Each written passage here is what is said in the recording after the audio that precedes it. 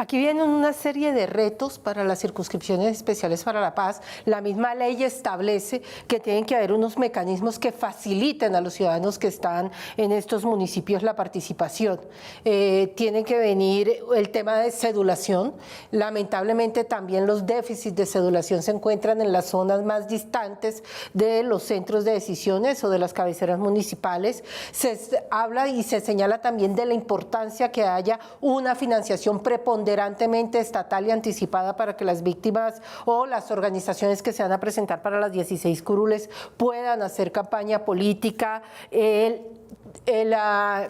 El acceso a los medios de comunicación para que puedan presentar sus diferentes plataformas. Son lugares en los que no es difícil el transporte para los candidatos porque precisamente es donde hoy tienen además presencia la mayor parte de los grupos armados ilegales. Senador, ¿qué medidas se deberían tomar? ¿Cómo debería abocarse no solamente el Congreso de la República, sino la institucionalidad democrática colombiana para que no termine siendo solamente una aprobación a través de una sentencia constitucional, pero que en la vida real termine siendo imposible la participación real de estas organizaciones?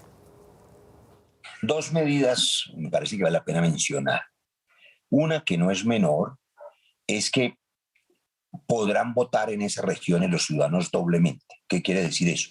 Que no tienen que someterse a una competencia con los aparatos políticos, con las maquinarias políticas que usualmente eligen en la circunscripción territorial de cada departamento, sino que el ciudadano podrá votar por la circunscripción territorial de Córdoba, de Chocó, de Nariño, del Cauca, pero también podrá elegir una de las víctimas de la circunscripción de la ruralidad.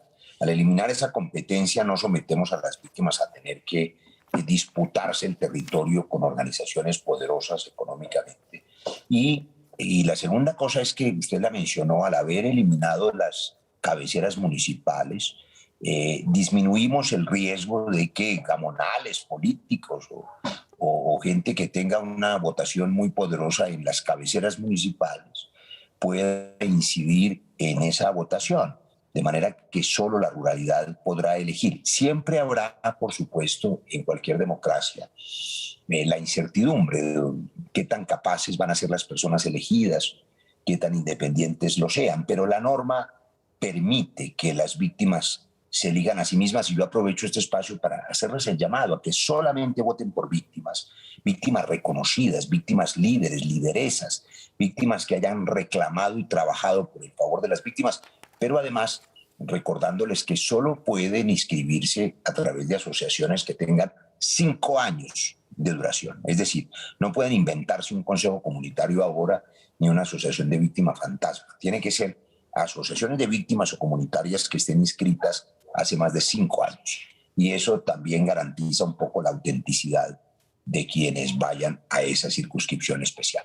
Entonces, avanzamos ya en una especie de reparación política para las víctimas de este país y cumplimos hace una semana 10 años de la ley de víctimas, que además fue prorrogada durante 10 años más. Un balance, senador, de la ley de víctimas y restitución de tierras. ¿Qué le quedó faltando? ¿En qué hay que hacer énfasis? ¿Dónde debemos concentrar los esfuerzos para que los 10 años de prórroga puedan terminar siendo también un ejemplo de reparación para todos aquellos ciudadanos y ciudadanas que han sido afectados por la violencia?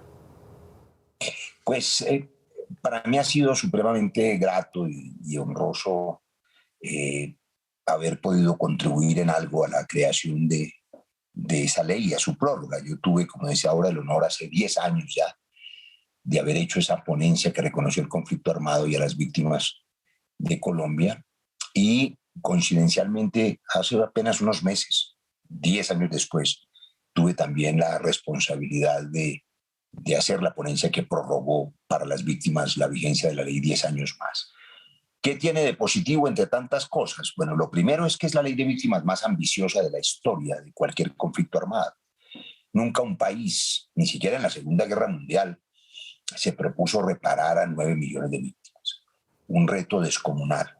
Por supuesto, cabe recordar que la gran debilidad ha sido el presupuesto para poder reparar 9 millones de víctimas y que también esa justa ampliación se debió pues, a una sentencia de las Cortes, porque cuando pensamos la ley de víctimas inicialmente estábamos pensando, digamos, en la victimización directa en las personas que habían tenido parientes que han sido asesinados o víctimas de desaparición forzosa o víctimas de delito sexual o víctimas de secuestro por parte de las guerrillas o víctimas de agentes del Estado, en fin. Pero con buen juicio las Cortes definieron que los desplazados de la violencia, por supuesto, eran víctimas y eso nos amplió el universo a esas 9 millones de víctimas. Lo positivo, que por supuesto ese reconocimiento de las víctimas les permite ahora ser el centro de cualquier plan de gobierno sensato en Colombia, porque estas 9 millones de víctimas y de desplazamiento forzado son también, cuando uno traslapa los mapas sociodemográficos, los colombianos más pobres, más desprotegidos. Y en ellos también hay comunidades afro, por ejemplo, indígenas. De manera que si alguien quiere reparar este tejido social, sanarlo con sensibilidad suficiente, tendrá que volcar el aparato del Estado a la sanación social, a la inversión social, a la recuperación de esa población enorme que lo perdió todo en el desplazamiento forzado. Que falta mucho tiempo, mucho presupuesto y sobre todo afinar los mecanismos de restitución de tierras. Muy oportuna su pregunta, Alejandra, porque hoy estamos dando una pelea en este momento, ahora que termine esta conversación, insistiré en una cosa increíble, y es que hay que rogar para que se apruebe la jurisdicción agraria. Y esa jurisdicción agraria, que es también resultado del acuerdo de paz, es una de las partes indispensables para poder resolver los conflictos por la tierra. Entonces, la restitución de tierras ha sido muy saboteada, hay muchos actores violentos que, por supuesto, impiden a los reclamantes de tierras o los revictimizan, y allí hay que hacer un gran esfuerzo y exigirle a la justicia, y por eso estamos creando la jurisdicción agraria, de nuevo con la oposición del gobierno que no quiere que se cree este sistema de jueces especiales para los campesinos de Colombia. Pero ahí vamos, la tarea de defender este acuerdo de paz en todas sus vertientes es la tarea que nos emociona, que nos convoca, es una tarea larga, y mientras ellos más decidan hacer trizas la paz, más decidimos nosotros defenderla. Senador,